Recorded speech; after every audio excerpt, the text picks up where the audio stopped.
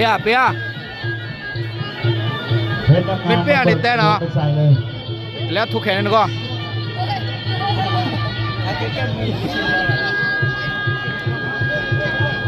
แก้มือคนละเนี่ยแก้มือเสียวายาและคิวจะรอเนี่ยเป็นอะไรเนี่ย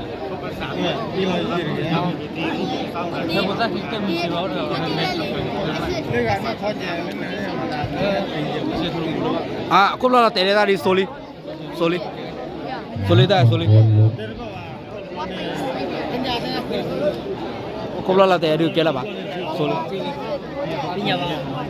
ผมก็แบบเด้อเดี๋ยวนะเดี๋ยวมอดี้เพชรใส่ลุก3 ยกนะครับนับ3 ยกยกที่1ของมวยคู่ที่3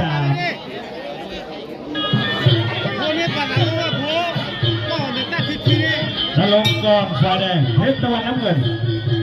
สลาวสูงกว่าหน่อยนึงใส่ขวา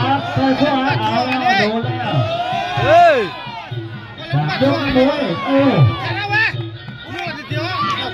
ออกวุ้นเลยไม่ต้องมารอเต้นมาเลยนรงค์กรบอกเต้นมาเลยเอายิบ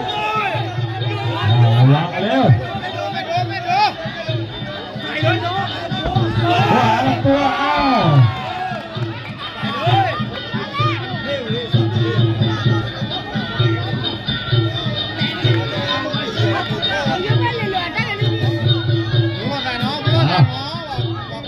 ไหล่ขวาลูกบอลแดงเพชรตะวันฝ่ายน้ำเงินเอาเลยให้สนุกเลยชกให้สนุกยกกระบวยเอา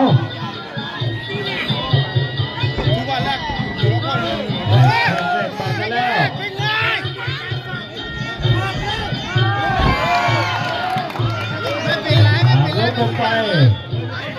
เพชรตะวันเอาเลยออกอาวุธเลยปล่อยขวาเอาลงคอมาเพชรตะวันลงคอล็อกเอายังไงทำอะไรกันไม่ได้กรรมการแยกออกมาเอา3 ยกนะมวยเร็วเอาได้เลยออกอาวุธเลยเอา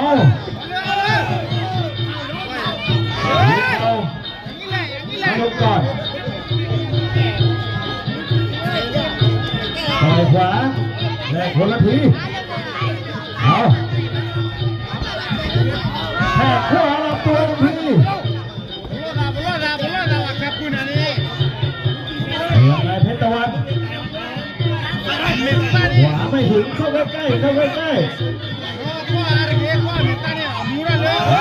วาได้ดีที่เพชรตะวัน3 ศอกอารมณ์ก่อนเตะขวาเอาหมดยกที่1พักก่อนชกให้สนุกเลย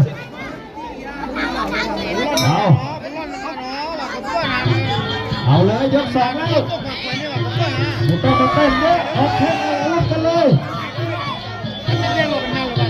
เอาหมัดขวาได้ดีเพชรตะวันลองกระจับกันหน่อยดีนะครับเพชรเข้าตัว3 ศอกให้ลงก่อนเอาแลกแข่งพื้นที่เอาเพชรตะวันเอาเดินเข้าหาแข้งขวาคนละทีขาเอาขาทับนอกเอายังไงเพชรตะวันขวาไม่ถึงเข้าไปใกล้ขวาไม่ถึงเอาเลย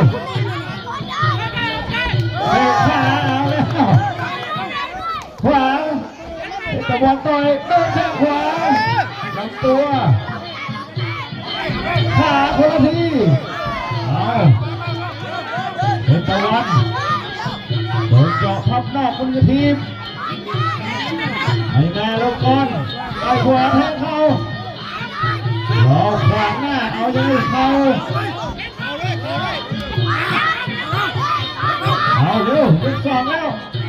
คู่เอาขาเอาเดินไปเอาแล้วลงมาลบอยู่ข้างล่างเอาเพชรตะวันโดนจอดยางอีกแล้วเอาโดนหมัดขวาแข้งขวาอันนี้ไงเพชรตะวันเอาได้หมัดหนึ่งทีเอา เฮ้ยจะมาไม่ตามมือสิบู ยังไม่ต่อสู้เอาโดนสอกคืนเอาสอกเอา ซอซอพาเดียว เอาได้สอกมาในชุดยกสอง จีนาคี ขาหมดยกที่สองไว้เลี้ยงโรงจับมือกันหน่อยเอามายกที่สามใครจะออกอาวุธเยอะมาเอาเดินแล้วเพชรตะวันแล้วกลับมาแล้วเอาเดินที่ขวาโดนกันสอกแล้วเอาใครออกอาวุธเยอะกว่าเอาเดินมาปล่อยหัวตัวปล่อยท้องเอาถอยโดนกับตัวเอาอย่างไรเพชรตะวันลงกดไป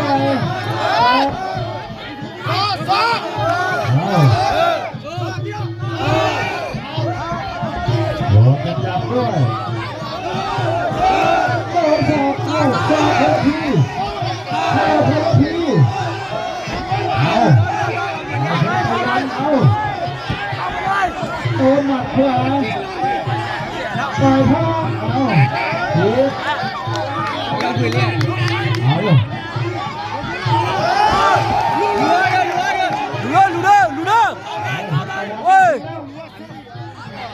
đập lìa hắn đấy à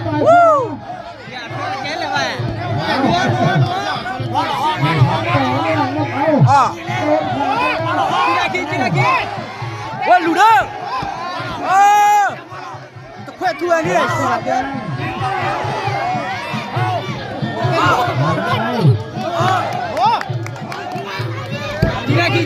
Jinaki làm mấy bộ nè can khoa Jinaki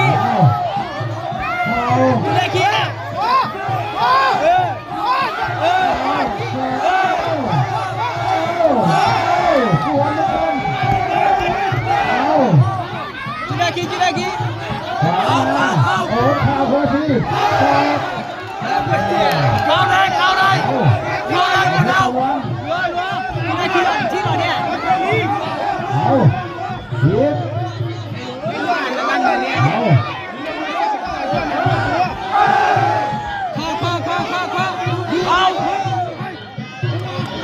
ôi chốt là lên bằng nhoi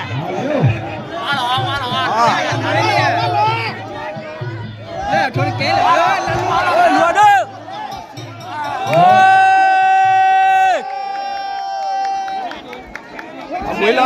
quỳ lên